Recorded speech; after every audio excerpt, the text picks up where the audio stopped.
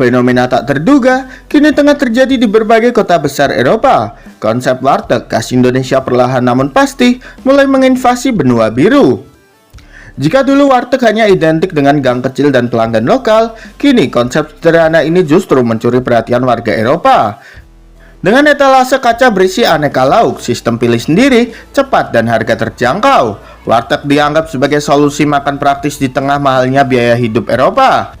Menu seperti ramesan, ayam goreng, tempe orek, rendang, sambal, hingga sayur lodeh kini jadi primadona baru lidah Eropa.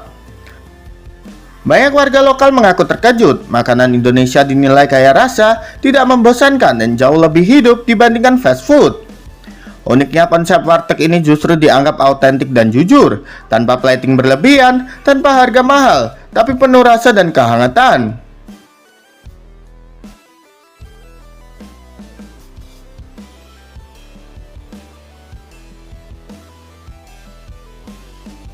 Beberapa food vlogger Eropa bahkan menyebut warteg sebagai hidden gem dan the real comfort food from Asia.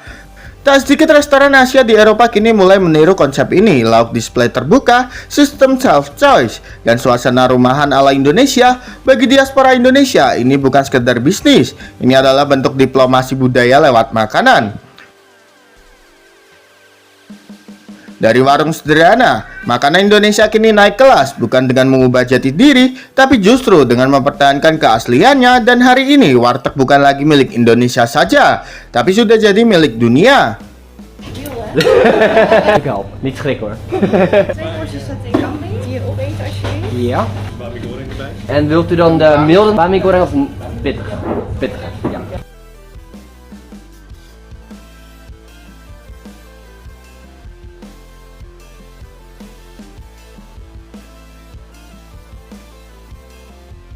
Makanan Indonesia sedang menginvasi negara barat.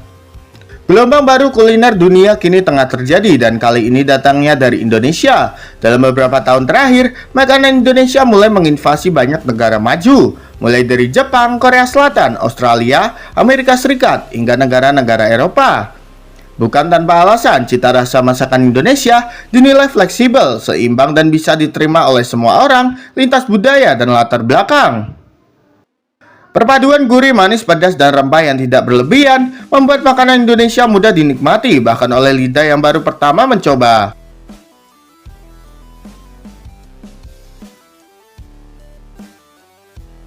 Menu seperti rendang, sate, nasi goreng, gado-gado, soto, hingga tempe kini tak lagi dianggap makanan etnik semata, melainkan comfort food baru di berbagai negara maju.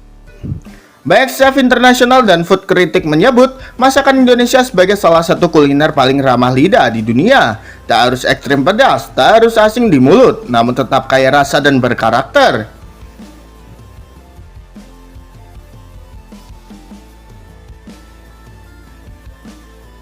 Uniknya, makanan Indonesia juga mudah beradaptasi, bisa masuk ke restoran fine dining, street food, hingga konsep kantin modern, tanpa kehilangan identitasnya. Inilah yang membuat kuliner Nusantara cepat diterima. Ia tidak memaksa lidah untuk menyesuaikan, tapi justru menyambut siapa saja yang mencicipinya. Bagi dunia, ini adalah tren kuliner baru, namun bagi Indonesia, ini adalah pengakuan bahwa dapur-dapur sederhana Nusantara lahir cita rasa yang kini menyatukan banyak bangsa di satu meja makan. Dan hari ini, makanan Indonesia bukan lagi milik lokal, tapi telah menjadi rasa dunia.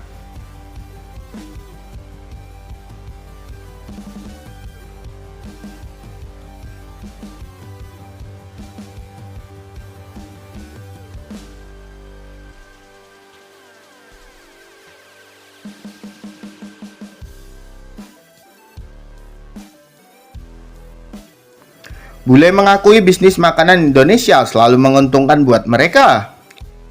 Pengakuan jujur datang dari para warga negara asing yang terjun ke dunia kuliner. Mereka mengakui bisnis makanan Indonesia selalu memberikan keuntungan bagi mereka. Di berbagai negara maju seperti Eropa, Amerika Serikat, Australia, hingga Jepang, restoran dan usaha makanan khas Indonesia terus bermunculan. Menurut para bule pelaku usaha, cita rasa masakan Indonesia sangat mudah diterima oleh semua kalangan. Tak hanya diminati komunitas Asia, makanan Indonesia justru banyak digemari oleh warga lokal. Mereka menilai kombinasi rasa gurih, manis, dan rempah yang seimbang membuat masakan Indonesia tidak membosankan dan cocok untuk dikonsumsi harian.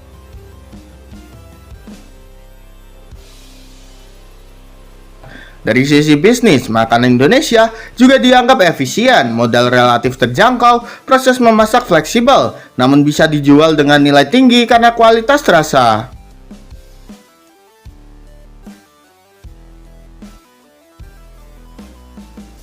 Sejumlah pengusaha asing bahkan mengaku usaha kuliner Indonesia termasuk bisnis dengan resiko rendah dan keuntungannya stabil.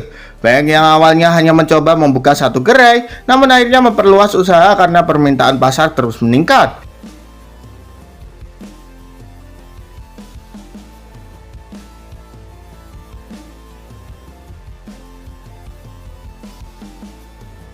Bagi para bule, ini bukan sekedar peluang sesaat, melainkan bisnis jangka panjang yang menjanjikan. Dan bagi Indonesia, pengakuan ini menjadi bukti bahwa kuliner Nusantara bukan hanya dikenal dunia, tetapi juga diakui menguntungkan secara global.